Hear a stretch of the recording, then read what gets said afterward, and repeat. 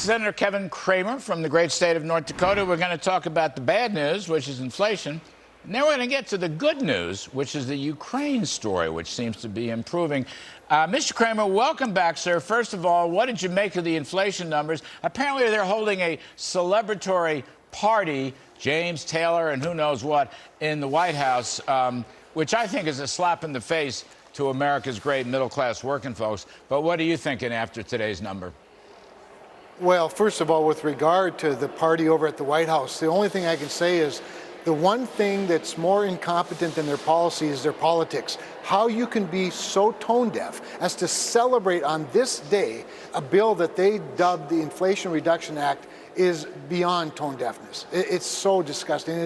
It's offensive, and I think it'll blow up in their faces. With regard to the number, I wasn't at all surprised. In fact, the fact that it came in worse than what was expected, it didn't surprise me at all, for all the reasons you've been talking about.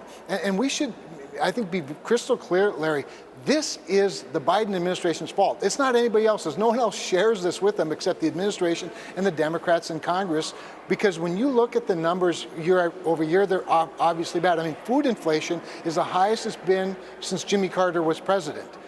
Shelter inflation for housing, highest it's been since 1982.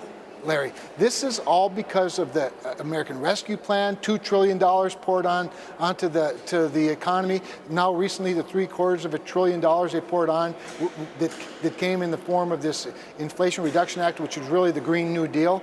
And then you throw on this crazy student loan forgiveness thing. It's no wonder that inflation is rampant, and it's going to go on for a long time. I agree with you. I do not see an end in sight, certainly for the next several quarters. Yeah, I mean, that's the problem with this story is, and the economy is going to keep sinking because of the inflation problem and real wages falling. This is going to be, it's going to take a while if we can ever solve it. You know, I was just thinking as you were talking about these most recent, the Inflation Reduction Act and the canceling of student loans. Senator Cramer, if the GOP takes both houses, can you repeal the Inflation Reduction Act, and can you overturn the cancellation of the student debt, which a lot of us, including myself, think was unconstitutional in the first place? Can you get rid of that stuff if you take back Congress? Well, on the legislative side, pretty difficult to do because the president would veto any bill that would undo a previous bill. With regard to student loan debt, I do believe, like you, that it was unconstitutional. It's grossly unfair, obviously, as well as being inflationary.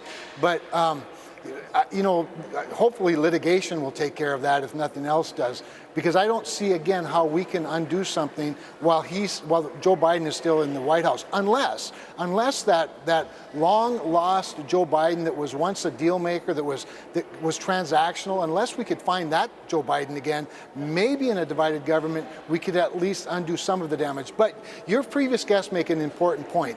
Even with a divided House and Senate, at least we can stop some of the bleeding.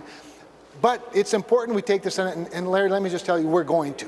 I know some people are wringing their hands and they're looking at recent trends. I'm telling you, Republicans are going to take the House and we're going to take the Senate.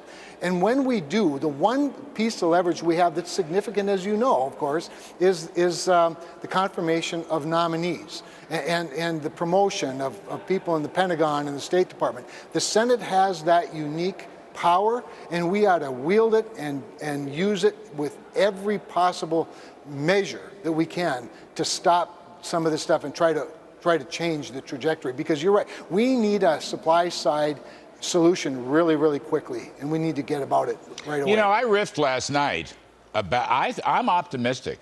I mean, I think all this negative August talk, the Democrats are coming back. I don't see it. I think we have fine candidates. They could refine their messages somewhat. Like today, inflation is going to be on the front pages of every newspaper, every single media outlook, so they got to go for it. So I'm optimistic. Kellyanne Conway was on last night. She actually knows something about politics, unlike myself, and she thinks they're in pretty good shape too. Senator, can I go to a couple of minutes? The news on Ukraine, I believe you're on the Armed Services Committee. Is that correct? I am. Yeah. I am. So the news on Ukraine is improving, okay, quite a bit. The counteroffensive is taking back the northeast, Kharkiv, for example, and they got the Russians on the run. There's talk that Russians are withdrawing troops. They're not even going to hold elections in the eastern part of Ukraine. What do you make of that? I hate to jump around with the victory dance, but it sure reads better.